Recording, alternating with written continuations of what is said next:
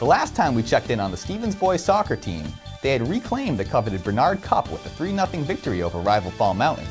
So yesterday, with its win streak now up to 5 games, I stopped by Mascenic Park to see how the Cardinals would fare against a Mascenic team that hadn't lost since September 11th. And while it was the Vikings who tested Stevens goaltender Tanner Durkee with the game's first 2 shots on goal, it was the home team that proved most up to the challenge, hustling its way to a 2-0 victory behind a pair of first-half goals. Ethan Sweat started things off for the Cardinals when he slid this soft shot past a charging Mascenic keeper to put his team ahead 1-0 less than 6 minutes after the opening whistle. Then, some 30 minutes later, it was Sweat again on a perfectly executed give-and-go with Drew Grenier, who finished off this scrum in front of the net with the game's second and final goal.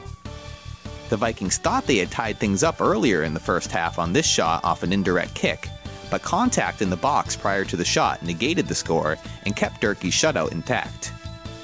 Both teams had opportunities in the second half, but couldn't complete their scoring chances on Mascenic Park's wet field. I spoke with Stevens coach Jason Stone after the game, who talked about his team's mindset heading into the matchup. I mean, these guys beat us last year, so it wasn't, there wasn't a whole lot of motivating to do, and they've won 6, they were 6-3-1 when we played them, and we're in the middle of a stretch where we've won some games, and we could still win a few more before we really get, the end of our schedule is pretty rough. So we try to motivate them by, let's get the wins you need now, and we'll just see what happens at the end. But again, it's their second to last home game, so that we brought that up.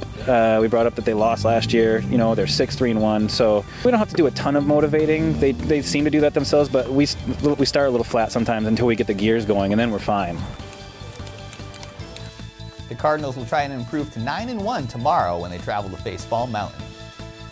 And taking a look at the YCN scoreboard, both the Lebanon boys soccer team and Fall Mountain girls soccer team defended their ways to shutout wins yesterday, while the Stevens and Newport field hockey teams came up just short in their respective matchups. Over in Vermont, the Woodstock girls soccer team improved to 6-3-1 with a shutout win over the Cosmos, and the Hartford girls couldn't hand Burn Burton its first loss of the season. And in boys action, Woodstock came away just short against River Valley in what proved to be an overtime thriller.